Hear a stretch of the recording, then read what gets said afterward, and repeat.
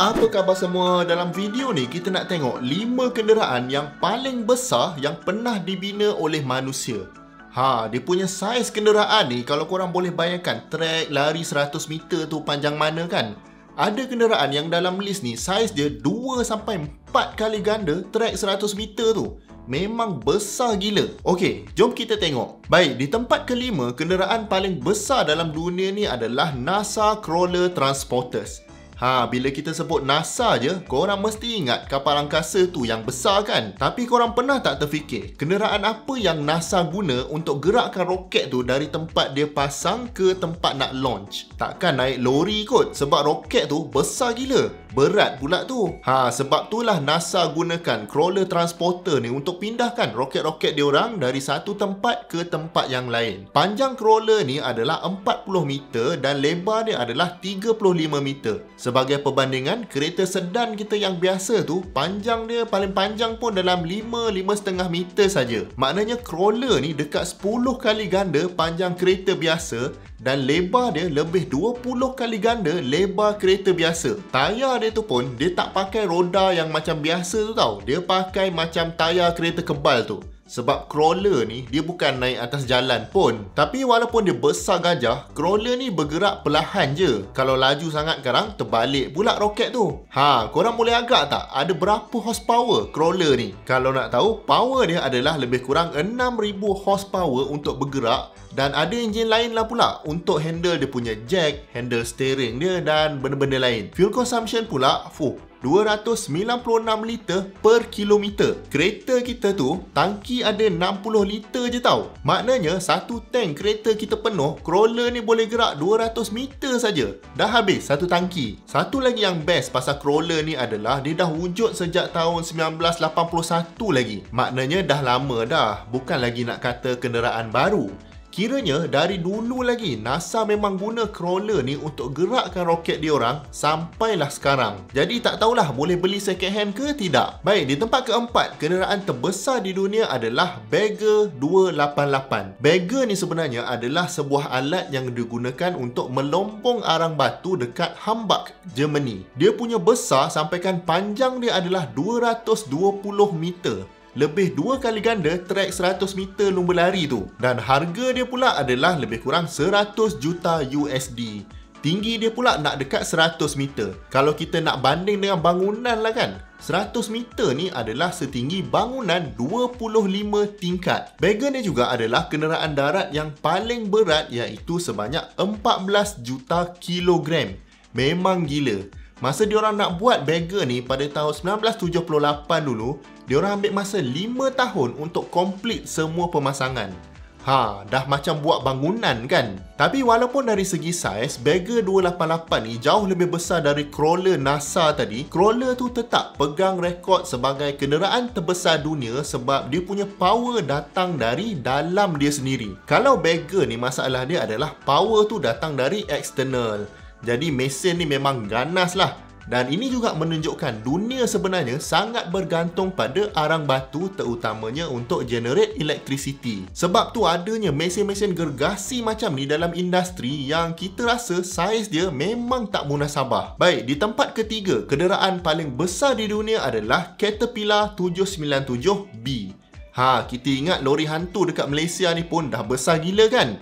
Itu belum lagi kita tengok Caterpillar 797B ni. Jadi sebenarnya 797B ni secara ringkasnya dia adalah sejenis lori pengangkut barang lah. Cuma saiz dia tu sangat besar. Dan lori macam ni memang tak boleh naik atas jalan sebab tak muat jalan tu nanti. Kalau dekat Malaysia memang dia akan makan habislah jalan orang semua. Nak masuk tol pun tak muat. Jadi kegunaan lori ni hanya spesifik untuk construction yang heavy duty dan untuk kegunaan lombong arang batu contohnya. Dia punya tayar saja diameter dia adalah 4 meter.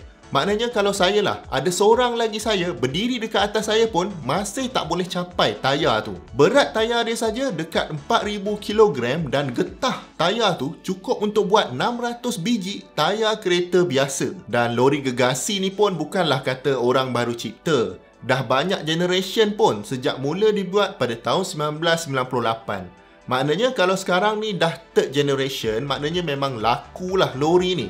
Sama juga macam Myvi contohnya. Selagi mana generation sebelum tu orang beli, diorang akan sentiasa update model tu untuk next generation. Power lori 797B ni pula adalah 4000 horsepower, datang dari sebiji enjin 20 liter yang mana enjin ni ada 4 turbocharger.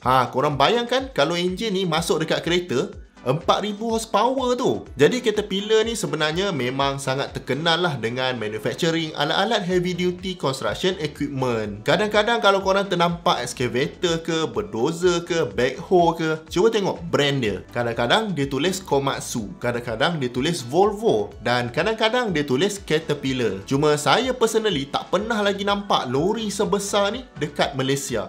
Dan mesti tak akan nampak punya atas jalan sebab dia tak road legal. Siapa tahu lori ni ada ke tidak dekat Malaysia? Cuba komen dekat bawah. Baik, di tempat kedua pula dalam senarai kenderaan terbesar di dunia adalah kapal kontena Triple E Class yang dimiliki oleh Maersk Line.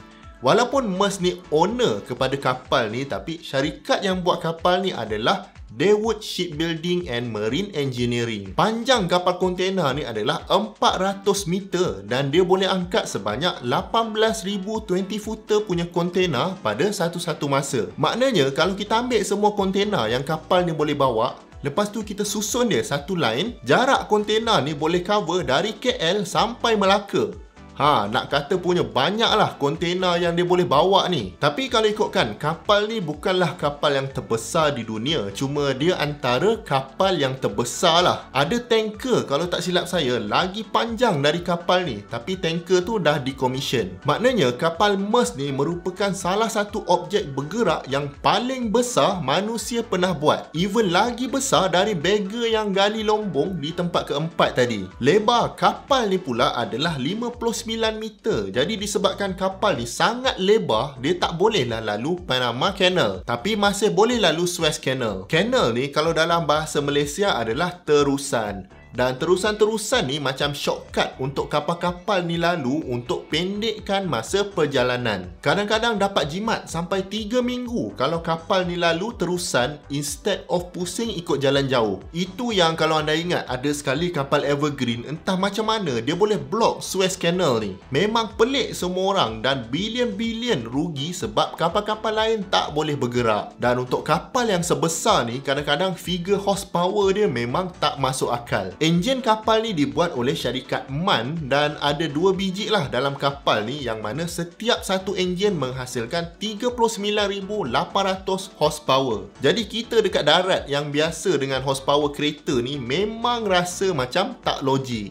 Tapi untuk gerakkan kapal sebesar ni, memang nak kena ada horsepower yang sangat tinggi sampai macam ni. Okey, jadi sekarang kita dah tengok 4 kenderaan yang terbesar dalam dunia ni dan dia merangkumi alat-alat yang special macam crawler tadi. Lepas tu kita ada alat untuk gali lombong. Lepas tu ada juga lori gegasi dan juga kapal gegasi. Dan disebabkan channel ni banyak bercerita tentang kereta, jadi macam tak logik pula kalau dalam list ni kita tak masukkan kereta sebiji. Tapi ini bukan kereta biasa-biasa tau. Ini adalah kereta gergasi. Baik, jadi di tempat pertama, senarai kenderaan paling besar dalam dunia ni adalah sebuah Dodge Power Wagon milik Sheikh Hamad Hamdan Al Nahyan yang mana saiz dia 60 kali ganda dari saiz kereta asal. Masa first time saya tengok gambar kereta ni, dalam hati kata mungkin ni replika je, takkan boleh bergerak kan? Tapi sebenarnya kereta ni memang boleh bergerak dan even dia register kereta ni untuk bergerak dekat atas jalan. Maknanya kereta ni road legal. Cuma macam mana nak bawa tu yang saya tak berapa faham tu. Ada ke manusia gergasi nak pusingkan steering kereta ni? Jadi dalam kereta ni ada macam-macam lah sebab space dalam tu memang besar. Jadi dalam kereta ni diorang buat apartment lah, ada bilik tidur, ada ruang tamu dan siap ada bilik air. Itu yang saya ingatkan tak boleh bergerak. Rupanya masih boleh bergerak. Dan Sheikh Hamad ni pula jenis orang yang suka kumpul kereta gegasi macam ni. Jadi banyak lagi lah kereta gegasi yang dia ada dan antara yang paling popular adalah Jeep Willys gegasi yang warna hijau ni. Dan macam yang sebelum ni juga, benda ni sebenarnya boleh dipandu.